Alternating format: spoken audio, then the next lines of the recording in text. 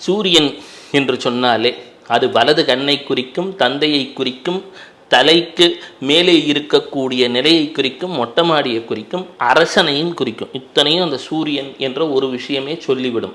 ஒரு ஜாதகத்தில் எங்கே சூரியன் இருக்கிறது என்பதுதான் அவங்க கெரியர், ப்ரொஃபஷன் இதையெல்லாம் சொல்லக்கூடியது அதுதான்.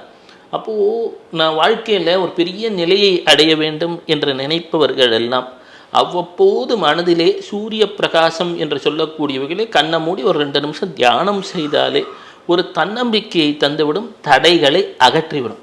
இதில் ஒன்று இருக்குது, நமஸ்கார பிரிய பானுகு என்பார்கள். அதாவது அபிஷேக பிரிய சிவகா, சிவனுக்கு அபிஷேகம் செய்தால் பிடிக்கும்.